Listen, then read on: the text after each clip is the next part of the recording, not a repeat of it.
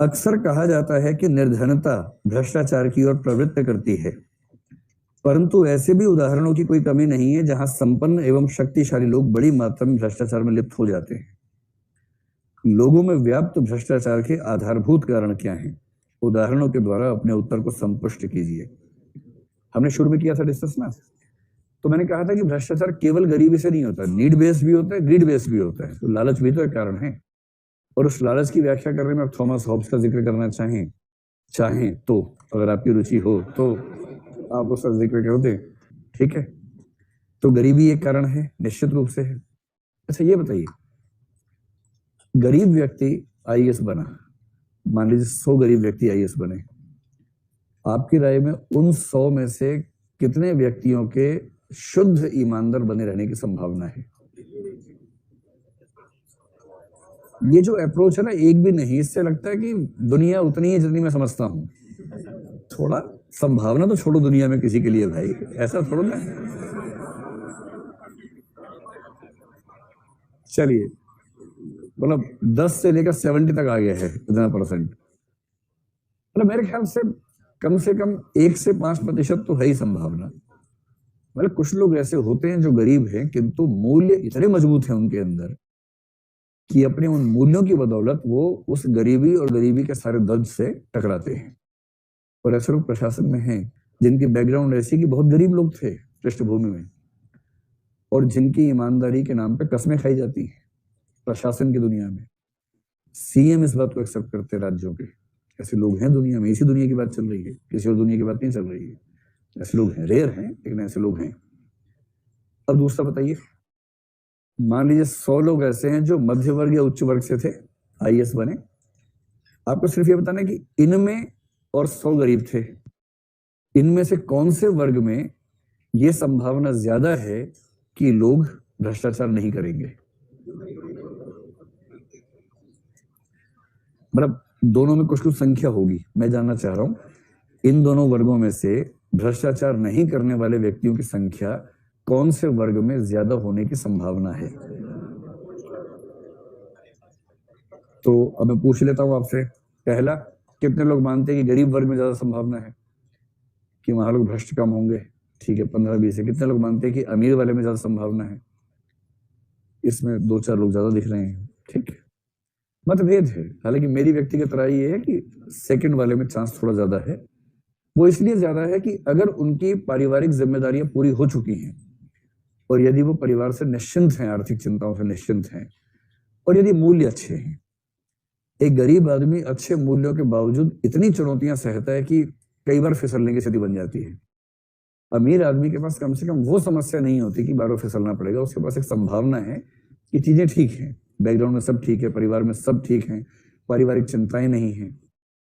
इसलिए अगर मूल्य मजबूत हो तो वो बिना भ्रष्टाचार के ज्यादा आसानी से जीवन जी सकता है, क्योंकि दबाव कम है उसके ऊपर। इसलिए कहते हैं कि गरीबी भ्रष्टाचार की ओर बढ़ा है। स्वाभाविक बात है, अनिवार्य नहीं, स्वाभाविक, अनिवार्य नहीं है ना। हाँ, मतलब प्राय है ऐसा होता है। और अमीरी के बाद कोई भ्रष्टाचार कर रहा है, इसका मतलब वो मन से कमजोर व्यक्ति है, उसकी परिस्थितियां ऐसी नहीं थी। तो इस समय लालच हावी है और जो सोशल वैल्यूज हैं वो कमजोर हैं। तो भ्रष्टाचार के अन्य कारण क्या क्या थे? हमने कहा था कि एक कारण इसका ये है कि समाज में भ्रष्टाचार को एक सहमति मिल चुकी है, स्वीकृति मिल चुकी है। धन हमारे सामाजिक सम्मान में सबसे ज्यादा महत्व रखने लगा है, एक पक्षीय है इसका। फिर राजनीतिक इच्छा शक्ति बहुत कम है इसके विरुद्ध। कानून हमारे कैसे हैं? बहुत अच्छे हैं। लचर किस्म के कानून है इस मामले में, लचर कानून है। प्रशासनिक कार्य विधियां सरल हैं या बहुत कॉम्प्लेक्स है?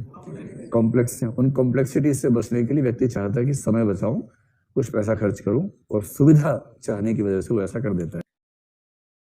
देखिए, जिस दिन ई गवर्नेंस ठीक से काम करने लगी, ठीक से, उस दिन करप्शन का स्कोप लगभग जीरो हो जाएगा, लगभग जीरो। ई गवर्नेंस की ये वैल्यू है। मतलब भारत के लोग रास्ता निकाल लेंगे, उसके बाद भी इन पे मुझे कोई शक नहीं है उनकी प्रतिभा पर। लेकिन जब नरेंद्र मोदी गुजरात के सीएम थे, उन्होंने वहां एक स्कीम शुरू की थी। ई गवर्नेंस के शुरुआती प्रयोग थे, 90s की बात कर रहा हूं, 90s के एंड में लगभग। तब वो मतलब उस समय सत्ता में आए ही थे शायद। प्रयोग क्या था, जैसे मान लो कि किसी राज्य में कोई ट्रक घुसा सामान लेके, एक कंसाइनमेंट टैक्स लगता है, एक या जो उसको चुंगी कहते हैं वो तो लगता ही लगता है। उसमें घपला बहुत होता है कि मान लो ट्रक के अंदर मान लीजिए कि 5 क्विंटल का कुछ है सामान, अधिकारियों की साठ गांठ है, दिखा दिया 1 क्विंटल, थोड़ा सा टैक्स आया, बाकी 4 क्विंटल में जो पैसा आना चाहिए था उसका 1/4 अधिकारी ने लिया, दफा दफा किया, वो चला गया ट्रक। तो इन्होंने क्या किया, ई गवर्नेंस के शुरुआती प्रयोगों में से एक वो था, जहां जहां एंट्री पॉइंट थे वहां ट्रकों का रास्ता चेंज करवा दिया, और जहां ट्रक का रास्ता था वहां एक प्लेटफॉर्म बनाया जहां केवल ट्रक को जाके खड़े होना है, रास्ता सड़क पे ही है वो, और जैसे ही वो खड़ा होगा उसका वेट सामने मशीन में आ जाएगा पूरा, और वो जिस मेक का ट्रक है, जिस कंपनी का, जिस साल का ट्रक है, उस ट्रक का खाली ट्रक का वेट कितना होता है वो पहले से मशीन में फीड है, और क्या होगा कि टोटल वेट माइनस ट्रक का ओरिजिनल वेट, इतना वेट, इतने वेट पे टैक्स लगेगा, सीधे टैक्स कैलकुलेट होगा, कौन से गुड्स हैं, वो ऊपर बड़ा स्कैनिंग मशीन्स हैं, एक्सरे मशीन्स लगा रखी हैं, वो स्कैन हुआ तुरंत कौन सा गुड है, उसके हिसाब से तुरंत इनवॉइस बनी, सब स्क्रीन पे आ रहा है, कितना टैक्स लगेगा वो लिखा हुआ आ गया, और वो साथ साथ सीधे राज्य सरकार का जो केंद्रीय विभाग है अहमदाबाद में, वहां भी जा रही है इनवॉइस। आप सोचिए जब इस लेवल पर चीजें आएंगी, वहां करप्शन का स्कोप बचेगा या खत्म ही हो जाएगा? मतलब ऐसे बहुत सारे डिपार्टमेंट्स हैं जहां करप्शन का स्कोप खत्म हो सकता है।